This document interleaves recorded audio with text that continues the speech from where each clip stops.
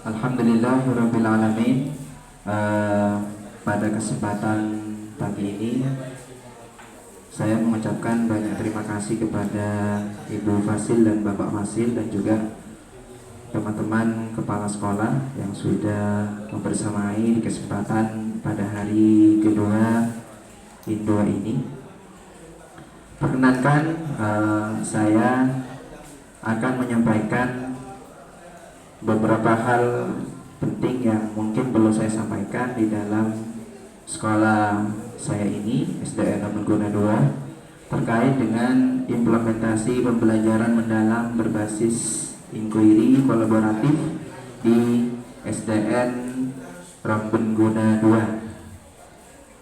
Pertama-tama marilah kita awali dengan ucapan rasa syukur kepada Allah Subhanahu wa taala karena atas berkat nikmat dan rahmatnya sehingga kita semua bisa melaksanakan tugas dan aktivitas dengan baik dan dalam kondisi sehat. Kemudian di sini ada latar belakang. Jadi yang melatar belakangi terkait dengan pembelajaran mendalam di sekolah kami, pertama itu ada tantangan abad 21, yaitu critical thinking dan atau berpikir kritis, menganalisis dan lain-lain. Kemudian ada collaboration dan berbaur. Kemudian yang ketiga ada communication dan peran atau komunikasi. Kemudian juga ada creativity dan kreatif hasil yang akan dicapai. Ini yang menjadi acuan di dalam sekolah kami untuk mengembangkan implementasi pembelajaran mendalam yang berbasis inquiry kolaboratif. Kemudian latar belakang kedua juga ada kurikulum merdeka. Kemudian yang kedua ada fokus pada pembelajaran kontekstual atau keterkaitan dengan kehidupan siswa.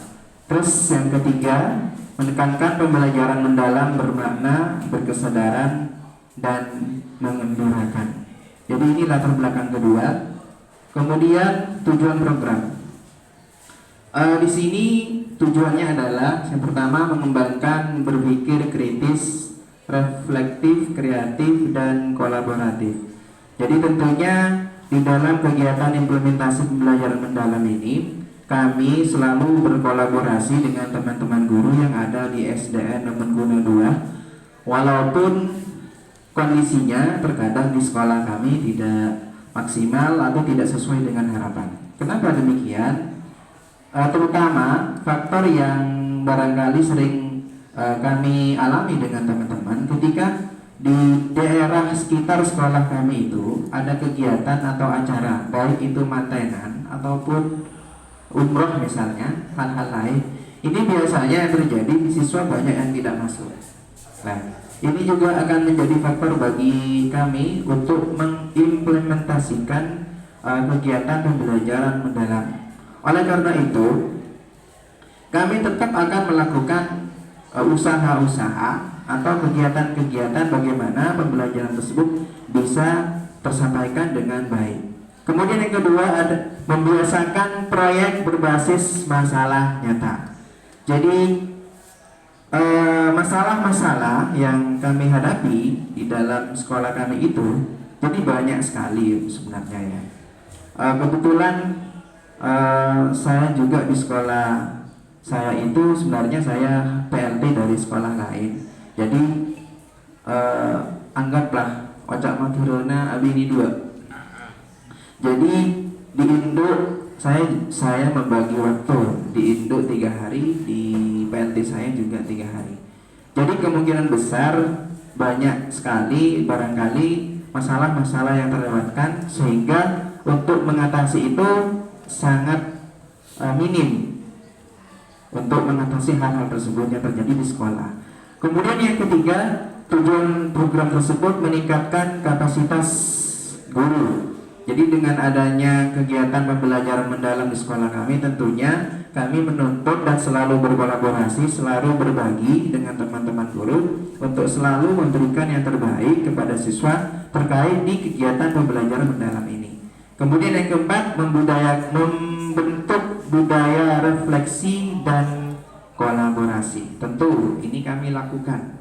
Jadi kami selalu membiasakan untuk selalu berkolaborasi, berbagi praktik baik dengan teman-teman guru agar setiap masalah yang dihadapi di sekolah kami itu bisa terselesaikan secara maksimal. Kemudian ada hasil yang diharapkan. Tentunya hasil yang diharapkan ini agar bagaimana di sekolah kami khususnya SDN Nomor 2 itu bisa benar-benar mencapai apa yang diinginkan dalam kegiatan pembelajaran mendalam. Yang pertama itu siswa mampu merancang dan melaksanakan proyek nyata. Jadi dengan adanya pembelajaran mendalam dengan inklusi kolaboratif, jadi kami mengharapkan siswa itu nanti bisa mampu merancang dan melaksanakan hasil apa yang dihadapi dalam kegiatan pembelajaran. Kemudian yang kedua ada pembelajaran aktif, partisipatif, dan reflektif. Jadi di dalam kegiatan pembelajaran itu tidak monoton ya. Jadi memang berbasis kepada siswa. Jadi guru itu guru hanya sebagai fasilitator, guru hanya membantu terkait dengan kemampuan siswa, pengalaman siswa yang dialami di sekolah kami SDN Mengguna 2. Kemudian yang ketiga, meningkatkan motivasi belajar. Tentu ini juga hasil yang diharapkan, bagaimana motivasi belajar siswa itu bisa meningkat. Tentunya sebelum adanya PM yang biasanya di bawah 5%, mungkin sekarang paling tidak sudah mencapai di atas 5%. Jadi ini yang kami harapkan. Kemudian yang keempat, guru terbiasa menggunakan pendekatan inklusi kolaboratif. Jadi dengan adanya pembelajaran mendalam, kami mengharap kepada teman-teman guru yang memang di sekolah SDN Mengguna 2 itu gurunya terbatas, Bapak Ibu. Jadi hanya sebagian kecil. Ya seperti sekarang ini, kami dengan teman-teman 2 guru yang ikut PN guru, saya 1. Jadi di sekolah itu tinggal 2 orang. Jadi sangat minim sekali. Jadi yang jelas ketika memang terjadi seperti itu konsepnya, maka di dalam kegiatan BEM ini yang jelas tidak maksimal tersampaikan kepada siswa. Kemudian selanjutnya ada tahap ases ya, proses penilaian. Jadi ada identifikasi kebutuhan, tantangan dan peluang. Kemudian hasil pembelajaran masih future content dan juga peluang autosisme guru dan siswa tinggi. Jadi di dalam proses ini barangkali banyak ditemukan masih siswa yang barangkali masih kurang tertarik dengan kegiatan pembelajaran. Oleh karena itu, PM pembelajaran mendalam hadir di tengah-tengah kurikulum Merdeka ini sebagai salah satu bentuk bagaimana siswa itu tambah termotivasi, tambah aktif, dan tambah bisa mencintai dalam kegiatan pembelajaran. Kemudian yang kedua ada rancangan. Jadi kami dengan teman-teman guru selalu melakukan kolaborasi dan melakukan kegiatan rancangan. Yang pertama itu merencana bersinkronis kolaboratif. Kemudian yang kedua kegiatan eksplorasi, diskusi, praktik, presentasi. Terus yang ketiga ada prinsip aktif, kolaboratif, reflektif, dan kontekstual.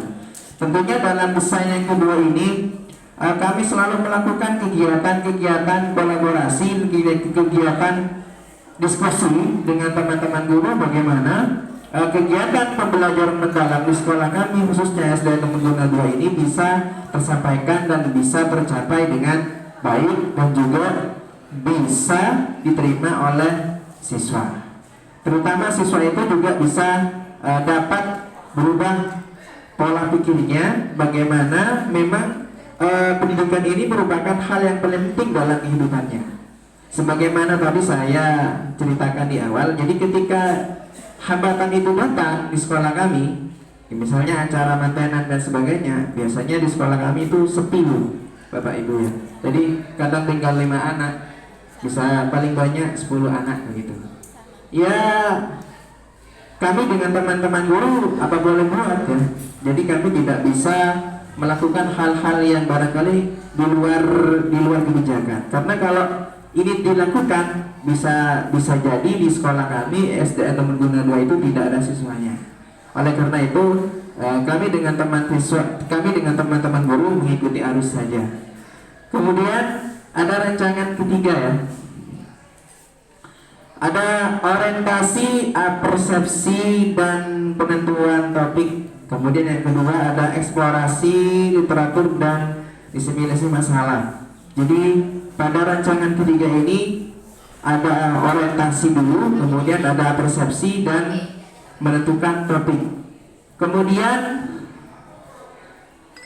pada tahap ketiga ada diskusi kelompok, rencana proyek, hari keempat praktek lapangan dan refleksi, kemudian hari kelima presentasi hasil refleksi individu, dan kemudian ditutup. Jadi ini merupakan salah satu langkah kami dengan teman-teman guru bagaimana kegiatan pembelajaran mendalam itu di sekolah kami yang berbasis inquiry bisa tersampaikan dengan baik kepada siswa dan diterima dengan baik oleh siswa. Kemudian juga ada tahap reflect dan cek ya, measure ya. Ada observasi keterlibatan siswa, kemudian ada penilaian hasil proyek dan refleksi siswa dan guru. Terus ada integrasi pembelajaran mendalam ke mata pelajaran lain.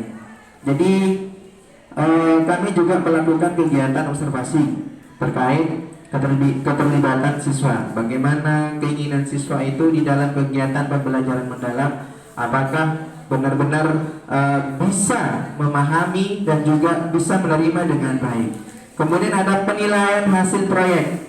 Jadi kami melakukan kegiatan penilaian terkait dengan hasil apa yang kami sampaikan kepada siswa, sehingga nanti nilai itu bisa dijadikan bahan acuan atau bahan ukuran sejauh mana siswa memahami pelajaran tersebut.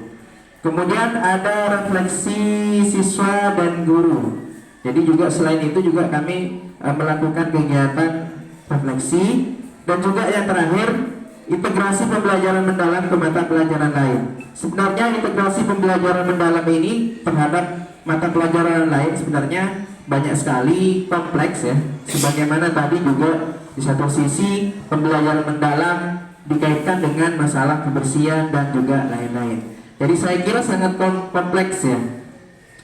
Kemudian kesimpulannya, program terlaksana dengan baik, kemudian siswa meningkatkan berpikir kritis, kolaborasi, dan refleksi. Guru berhasil memfasilitasi pembelajaran aktif dan kontekstual. Jadi tentunya di dalam kesimpulan ini, paling tidak walaupun tidak sesuai harapan, paling tidak ada dampak baik kepada guru kami dan juga kepada siswa-siswa kami di sekolah SDN Temenggung 2. Kemudian ada saran ya.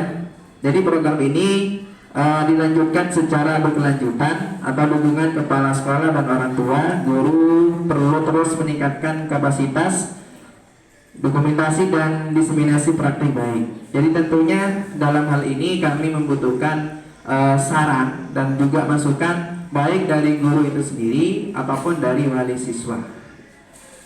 Tentunya dengan adanya seperti ini, kami semakin bersemangat, kami akan semakin melakukan perubahan-perubahan sehingga rencana-rencana kami yang diterapkan pada sekolah kami bisa menjadi rencana yang baik dan juga tersampaikan kepada guru dan juga siswa, terlebih-lebih juga kepada wali siswa.